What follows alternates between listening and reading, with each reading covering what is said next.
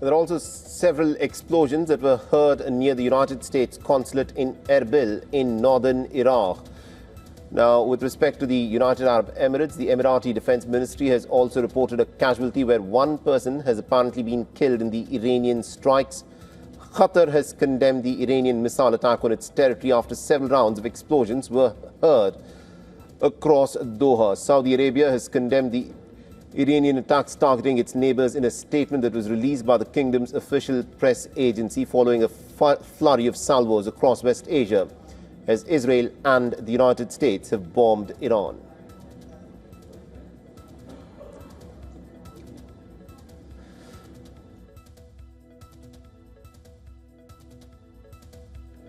And my colleague Kripa, of course, is with us, joining us from the newsroom, who's been tracking all the developments that are unfolding. Kripa, at this moment, the information that is coming out of this developing story is still very sketchy. What are you picking up at your end about the number of fatalities that have been suffered since the attacks began this morning?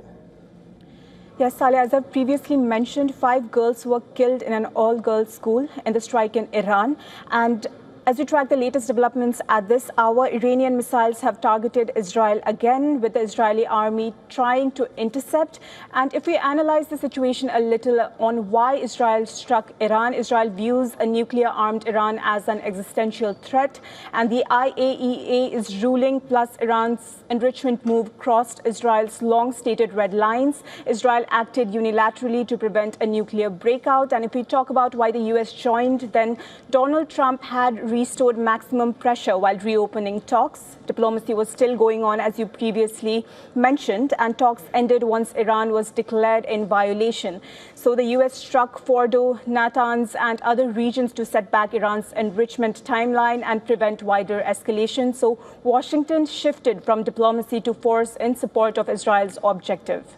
Indeed, Washington has indeed shifted to resorting the use of force instead of going down the diplomatic path. Thank you very much indeed, Kripa, for joining us with those updates there. Remember, the JCPOA that was struck back in the year 2015 had given a clear roadmap of how to prevent Iran from acquiring any nuclear weapons. Iran has been repeatedly saying that it has no intention of getting a nuclear weapon. This is something that the Iranians have been reiterating all throughout the course of these negotiations that the Americans were having with the Iranian representatives. The Iranian Foreign Minister Abbas Araghchi had again stated that Iran has no intentions of developing any nuclear weapons. He had also stated the reason why Iran wants to enrich uranium and have a nuclear program is for peaceful civilian purposes, for the purpose of generating electricity, and as a sovereign nation, Iran cannot forego that right. Iran said that it wants to accommodate as many of these American demands as possible, but the Americans had their objectives clearly on the table. The Americans wanted Iran not to have an enrichment program at all. The Americans also wanted the Iranians to give up their ballistic missile program, and the Americans wanted the Iranians to stop backing the axis of resistance groups that the Iranians have as their proxies in the region. But at this moment, is it only the Iranian nuclear program and its ballistic missile program that the Americans are going after?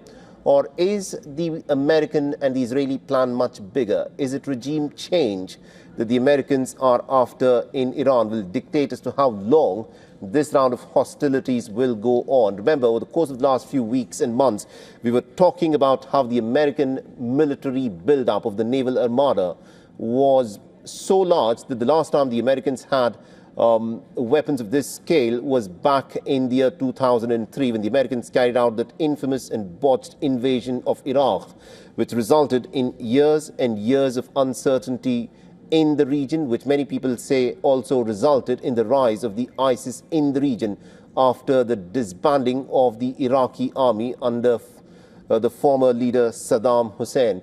Now, what is Donald Trump's intention here? Is he again now going to change path? Will he talk about diplomacy? Because he was talking till recently of possibly having limited strikes on Iran.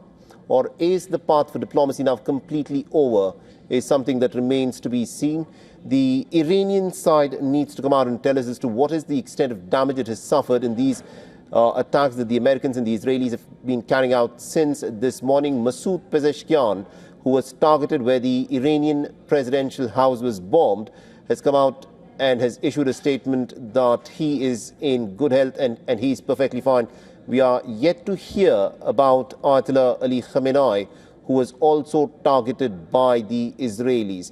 The 87-year-old Ayatollah, remember, has not been seen in public in the last few days.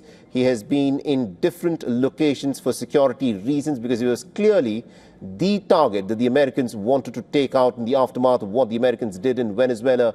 And we are waiting for some confirmation from the Iranians about what in fact has been the fate of the many targets that the Americans and the Israelis have struck in the course of the last few hours.